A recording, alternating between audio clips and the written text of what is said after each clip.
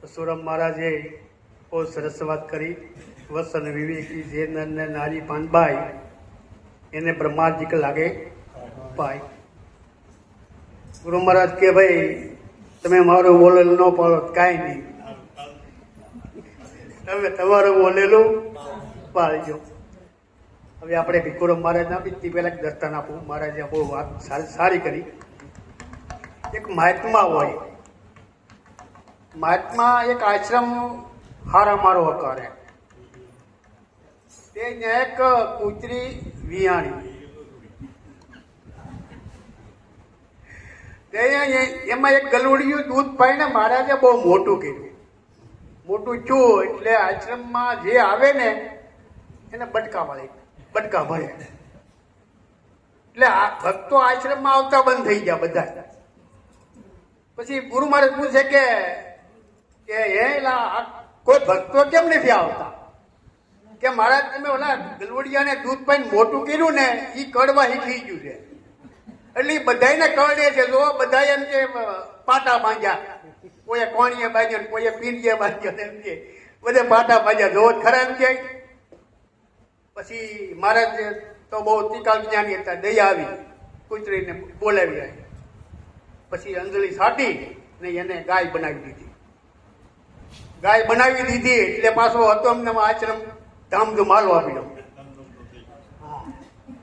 ત્યાં પાછા સમય જેવો છો એટલે રાજકુંવર ખેડૂ નીકળે એમ કે બાપુ આ કામ ઘેનું ગાય તમારે આશ્રમમાં તમારે જેટલું દૂધ જોઈ નહીં એ હું આપે, પણ તમે મને આ ગાય આપી દો. કે સારું બચ્ચા ઉપાડી દા. લઈ ગયા આશ્રમે થી ઘેરે. ઘેરે લઈ ગયા. એક બે દી થયા ને દોવા ગયા. હાંજે દોવા ગયા એટલે દોતા દોતા બટકું ભરી ગઈ ગાય. ખંભા ઉપાડી લીધો. એટલે બાજુમાં એને ભાઈને કે અહીંયા કે હું આ તો એમ કે ગાય આમાં તો ગાયનું લક્ષણ કાંઈ છે નહીં, એમ કે હાલો આ ગાયને પાછી આશ્રમ મળી જાય. એટલે બે ભાઈ ગયા પાછા આશ્રમમાં. ગાય બાપુ કે આ હું કે આ કઈ ગાય જેવું લાગતું નથી, છે ગાય પણ ગાય જેવું કઈ કેમ? કે જો એમ કે બાપુ આ કે ખંભો ઉપાડી દીધો. એટલે બાપુને પાછી દયા આવી એટલે પાછી અંજળી છાટી ફોર વડેની સુંદરી બાઈ બનાવી દીધી.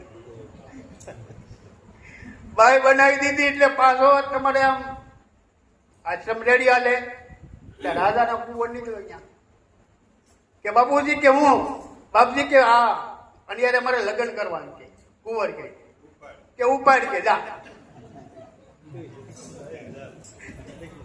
એ લઈ જાય એટલે રાજભાઈ નગરી આખી ખાન પડે ને એટલે એ આમ માતાજીનો છૂટા વાળ લઈને રાતના બહાર નીકળે.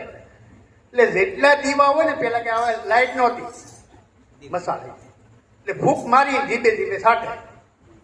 રાજમાં થાય દીવો અંધારું પણ રાજા આવે એમ કે પ્રધાનને પૂછે, મંત્રીને તમે કઈ મસાલા પ્રગટાવતા નથી? કે હા બાપુજી એમ કે રોજ અમે ચાલુ કરી ક્યાં ક્યાં અંધારું કેમ થઈ જાય છે આની કે સંભાળજો એમ કે.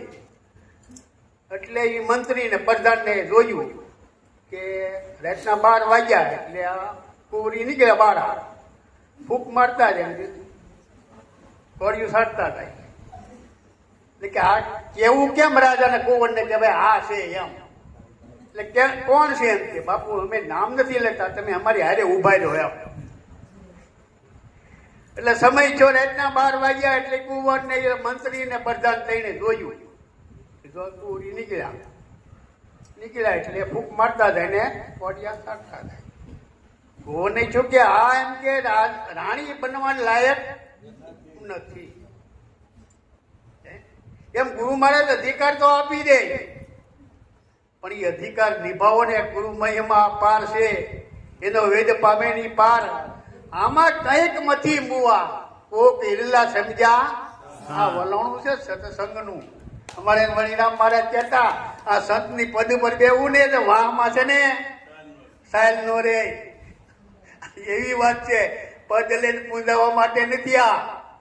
આ ગુરુ મહારાજ નો મહિમા વધારવા માટેનો છે. રાત દિવસ હુંય ન પડે. અમે જસુ મહારાજ, તમે જુઓ મગનરામ મહારાજ, નાના વલ્લભ મહારાજ ને જાતા ભરૂચ રાતના સુતાય નહોતા. એટલી મહેનત કરી હતી, પછી ત્યાં બગીચો ખીલ્યો છે. એટલે પાછા ઈ રાણીને મળ્યા કે બાપુ આવી એમ કે હા નહીં હાલે. કેમ કે આ કુંવરી બનવાની લાયક જ નથી. પછી મહાત્માને દયા આવી કે મેં તુને કૂતરીમાંથી ગાય બનાવી, ગાયમાંથી તુને બાઈ બનાવી, તોય તારો મૂળ પ્રકૃતિનો સ્વભાવ નો થાય. આ બધું ક્યાં છે? જ્યાં સુધી આપણો પ્રકૃતિનો સ્વભાવ કે દયા, ગરીબી, બંદગી, સમતા, શીલ સ્વભાવ, ઇતને લક્ષણ સંત કહે કબીર. વિચાર એટલું કહી. હવે આપણે ભીખુરામ મહારાજને સાંભળીએ.